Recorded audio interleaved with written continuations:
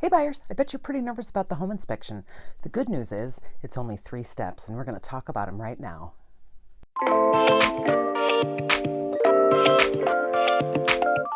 Now there's always some confusion about exactly what a home inspection is or how it works or what do I do about it. The good news is there's 3 basic steps for a home inspection. You order it, you review it, and you ask for repairs. I do want to make one note. Every state has different rules about home inspections and deadlines and attorney review and all kinds of things. For this video, I'm going to stick with kind of the regular people information. If you do have specific questions, make sure you ask your agent. They're going to be the ones who can best advise you on your state guidelines and on what your contract says. Sometimes buyers ask, do I really need a home inspection? My answer is always 100% yes. Even if you're buying new construction, if you're buying a foreclosure, if you're buying your aunt's house or something like that, you should absolutely always have a home inspection. That home inspector has the tools to let you know, if this not just is broken today and is going to cost you thousands of dollars, but they usually have a pretty good way of knowing in the future, no crystal ball, but they can estimate the age of the roof, the age of the furnace, all kinds of different things that get pretty costly and give you a good idea of, not just what's going on today, but what may be happening in the near future. A lot of times buyers say they don't even want a home inspection. The house looks good and, the home inspection, if something goes wrong, you're not going to get the money back that you paid for it. However, it's still usually a good idea to get a home inspection. A lot of times, the issues that we can't really see end up being quite expensive issues. So, you may be out $500, $600, $700, but you're potentially saving tens of thousands of dollars of repairs to, the foundation that's bad, or whoops, turns out the roof is horrible. So we're going to order the home inspection. Where do you start? Who do you talk to? The first person you should ask is your agent. They, been hopefully doing this for years, have a pretty big Rolodex of inspectors that they've worked with who they know that are good. Home inspectors in most states are well qualified. There's schooling or training that they have to do before they get their license. Usually they have to pass some kind of exam to actually get the license. And there's continuing education classes going forward that they have to do in order to continue holding their license.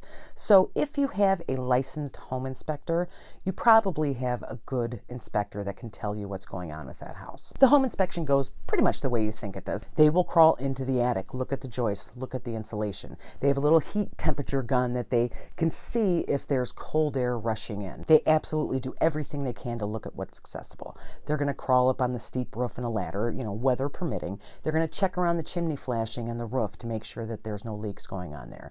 They're going to go into the creepy crawl space and go in all the corners, make sure there's no seepage, make sure there's no problems with the wiring or the gas pipes down there. They really do a thorough job for how they're limited in terms of basically not being able to rip the house apart. It's been my experience that most buyers do want to attend the home inspection. I think that's a great idea. Usually what I tell my clients is to show up, for the last half hour or so. Most home inspections last, 3-4 hours, depending on how big the house is. Go ahead and let the home inspector, get the bulk of it out of the way. They do all the crawling around and the checking and everything like that. And then you can show up in that last little bit. He or she can show you what they found, shine their flashlight, show you what it is, tell you what they think about it, and you'll have the opportunity to ask questions without getting in the way of the entire home inspection. On to step 2. That is read the report. So we've had the home inspection, we talked to the inspector, they explained some stuff to us, and now we actually get the written report. Here's where a lot of buyers freak out. The written report on a home inspection is usually, 40 pages long. It has been my experience that's every house. That has been on new construction, that has been on foreclosures, that's been on totally solid little tri-levels that I've sold. Every home inspection lists everything wrong with the house. We're going to talk about the different categories and the different things that an inspector looks at, but the important thing is to remember that there's major defects, there's safety hazards, there's big structural problems. There's kind of middle range stuff, maybe a GFCI outlet that doesn't trip or something like that. And then there's a lot of things an inspector puts in a report that is a safety hazard, but it's more like there's a small crack in the sidewalk that could be a safety hazard. It's also important to remember that a lot of the stuff that makes up that 40 pages in a home inspection report are things that are kind of not a huge deal and or can be fixed very simply after you move in. So this is what you're going to see on the home inspection. One of the sections is going to be the inspection and testing of the major systems. This is the furnace, the air conditioner. This is going to be, the electric panel box. They'll pull the front off, make sure there's no double tapped breakers or anything scary in there. They'll look at the plumbing. They'll they'll look at the rest of the electrical, the GFCI outlet that won't trip. They will run the furnace. Even if it's the middle of summer, they'll turn the furnace on for a few minutes, maybe more than once, to make sure that it comes on and that it's giving out heat. They'll test the air conditioning if it is warm enough outside. Unfortunately, for some wintertime sales, they can't test the air conditioning because if you turn it on when it's too cold, it breaks the air conditioning somehow. The next big section is going to be the inspection of the exterior of the house. So this is the roof. Usually the roof is the big one on this. They're going to crawl up on the roof. They're going to look for, what condition the shingles are in. They're going to hopefully be able to provide you with some idea what age the roof is, if you don't already have that information from the seller. They're going to check the flashing on the chimney. On the ground, they're going to look at the gutters. They're going to look at, grading towards the house to make sure there's no, water running into the basement or something like that. Usually they'll also include the garage in this as well. So again, garage roof, interior of the garage, if there's electrical or even water in the garage, maybe a heat system, they'll check all of those things out as well. Another big part of the home inspection is the inspection of the basement or crawl space. They look at all the plumbing and electrical that's down there, whether it's a sump pump, whether it's the vent lines in the ceiling, all the kinds of systems that run through the basement, particularly an unfinished basement, can tell a home inspector a lot about the condition of the house. The other big thing that they're going to be looking for, and probably one of the things you're most worried about, is water in the basement. They are trained to look for signs of obviously active water, but also old watermarks. They're trained to look for mold. They're trained to look for, suspicious spots on the walls that indicate that maybe there's a humidity problem or even maybe a flooding problem. All of those kinds of things you're going to find on that basement crawl space section of your home inspection report. And then you have the inspection of the interior of the house, basically all the rooms inside the house. They'll go in each room. They will look at the windows. They will test all of the electrical outlets. They're going to look at the flooring. They're going to look at the drywall. They're looking for cracks, and they're looking for, weird things in the ground that makes it seem like maybe the house has a foundation issue. In the kitchen and bathroom sections, obviously those are going to be a little longer because they're going to be looking at the plumbing and the electrical in those rooms. So they will make sure that your toilet doesn't rock back and forth. They're going to check and make sure the sink doesn't drain slowly, like there's a clog in there or something like that. They're going to flip every switch. They're going to test every outlet. They're going to look under the sink for any evidence of old leaks. The kitchen and bathroom potentially has the worst problems in a house, so that absolutely is a part of the report to pay close attention to. So as I said, even in the newest, best house, your home inspection is going to be like 40 pages long. It's going to freak you out. Here's the deal. What you need to do is talk to your home inspector with the questions that you have. He or she may point out that there's some kind of weird thing on the wall in the basement, and you're like, okay, what's that weird thing? Their job is to tell you what potentially that weird thing is. Keep in mind, obviously, they're not structural engineers or they're not electricians, but they have the experience and training to know when something on the wall is just a weird paint thing or when it's potentially a problem. If you see something like that you don't understand, ask the question of your home inspector. They are working for you, and that is absolutely part of their job. Now we have this report. How do we tell what's bad, what's good, what exactly does it say? So in general, home inspections are set up with 4 major sections. Items not operating. So this is going to be, if the refrigerator doesn't work or there's some kind of, the garage door is broken. Stuff that is just straight up broken needs to be taken care of. The next part of your report is going to have the major defects. These are big deal things that are wrong with the house. I mean, it varies from state to state, but generally the definition of a major defect is something that, if it's not fixed, will have a considerable impact on the health and safety of the residents inside the homes.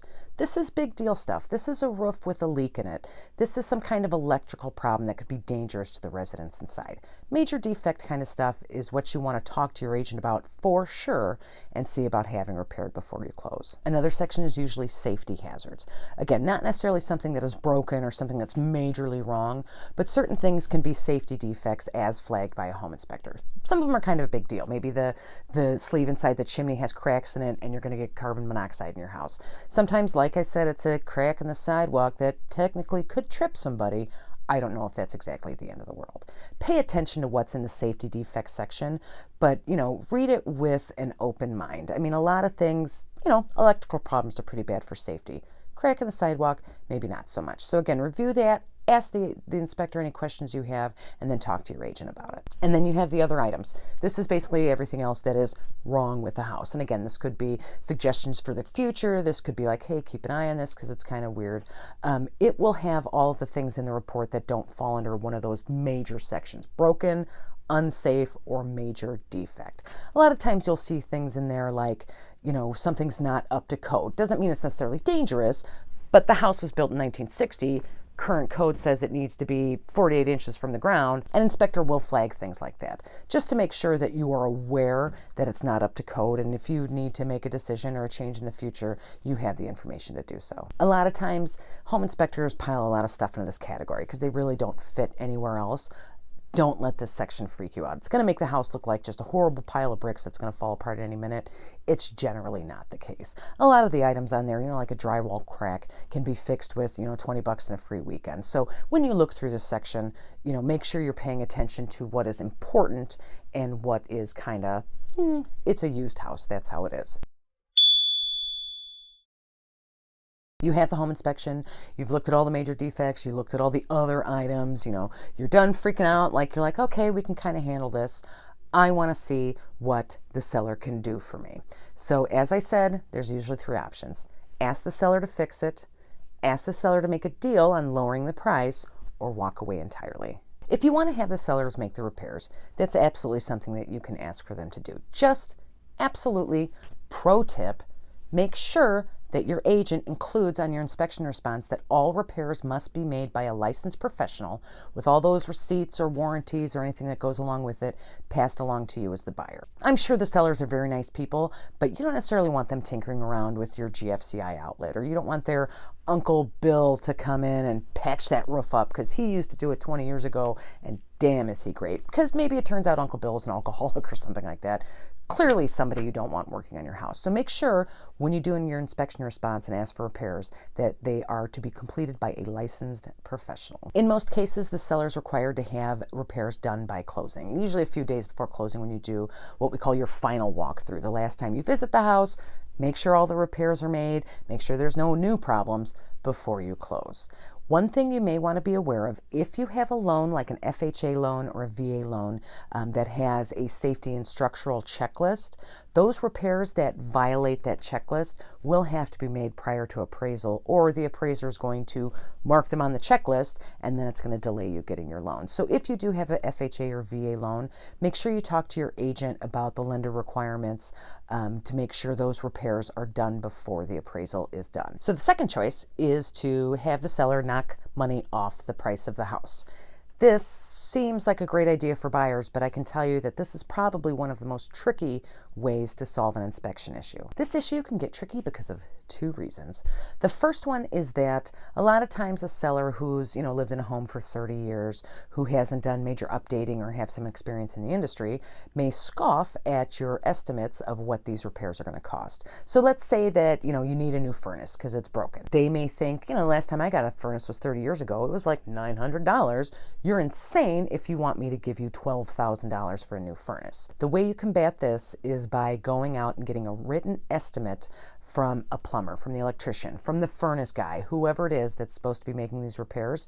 If you have it in writing, you don't just look like a greedy jerk to the seller, who is emotionally involved in this transaction just like you are. The second one is honestly the trickier one. When a buyer makes an offer on the house with the help of their agent, they should be making an offer on the house based on what is obvious and visible in the home.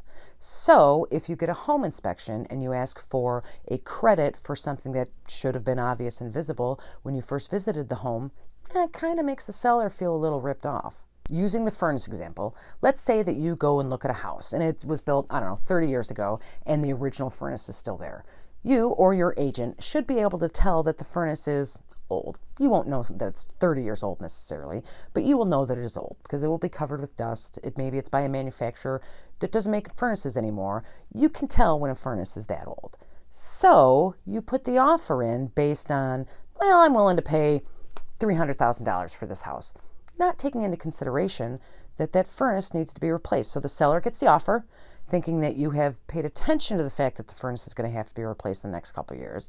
Then you get the home inspection, and then you're like, hey, wait a minute, I'm going to have to replace the furnace in a couple of years. The seller, honestly, kind of rightly so, is a little surprised by that because you could see the furnace, you could see that it was old. To come back and ask for $12,000 off the price of a house for a furnace that should have been calculated into the offer in the first place, that's kind of dirty pool. So what that means is When you look at a house, when you're deciding to make an offer on a house, maybe first showing, maybe second showing, take time off from, like mentally redecorating the kitchen. Look at the furnace, look at the hot water heater. Go outside and look at the roof. Look for things in the house that are obvious and visible, and check the seller's condition disclosures to make sure there's not something on there that you want to take off right on the top. It will save you a lot of confusion and potentially hurt feelings when you get to inspection time. Another thing, like I said with the fixing things, if you're using a federally backed loan like an FHA, USDA, or VA, make sure you talk to your agent and your lender about what would need to be fixed prior to closing. Some things on those checklists you can't get a credit for because they have to be fixed before you're closed. Okay, the last one, the big casino, that's walking away from the deal. You need to be very careful when you make these decisions about walking away. Your agent can advise you, hopefully very clearly, about what the consequences could be. Every state, as I've said before, is different about this kinds of thing. In my state, if there's a major defect in the home, the buyer can back out and get their earnest money back. That is not true in all states. There are certain attorney review things. There are certain contingencies that need to be taken care of first. If you decide to walk away because there's a major defect, you absolutely should do so. But make sure you talk to your agent and look at that contract ahead of time to make sure you understand all the consequences of backing out. Backing out is absolutely a thing that happens in contracts, particularly in older homes that need a lot of updating. It's not unheard of, it's not unreasonable unless you are being unreasonable about why you're backing out. If you're backing out because it turns out the roof has 5 minutes left in it and there's going to be rain leaks all summer, that's reasonable. I think everybody could back you up on that. If you're backing out because, the inspector found that the carpet's a little wrinkled in this corner and it needs to be restretched, that's going to be a little harder fight. And maybe you want to rethink your feelings on that carpeting issue versus how badly you want the home. That's it. That's the home inspection process. Pretty straightforward, and the awesome part is that you have professionals guiding you every step of the way. Your agent, your lender, and your home inspector. The most important thing to remember is that no house is going to be perfect. Even brand new homes have problems. No seller is required to fix anything. Just make sure that you address the big problems that affect the safety and the livability of the property, and kind of stay reasonable about the rest. Most sellers are actually very understanding about repairs, particularly with big things, and you should be able to work out a deal with them to make sure that the seller and the buyer walk away happy with the house. Work with your inspector to understand the severity of the problems, and work with your agent to get them solved. Thanks so much for joining me talking about home inspections. I know how tricky it is, and I appreciate your time. If you have any comments about home inspections, maybe a terrible experience you had, maybe honestly a great experience you had with a home inspection, please leave it down below. As always, I can help you anywhere in the U.S. find a home and answer questions for you. So please give me a call or text me anytime, 219-765-2062. If it's easier, you can always email me at hsbyerica@gmail.com. Homesalesbyerica.com is my website. Feel free to stop by there. I do have a full buyer's guide there, but there's ways to search for homes, other blog stuff, and a way that you can contact me directly to ask questions. I do these once a week, buyer seller tips. I also do market updates for my area. So please do subscribe to this channel. And if you ring that bell, you can be notified when I post new buyer and seller tip videos. Thanks again, and I'll see you next week.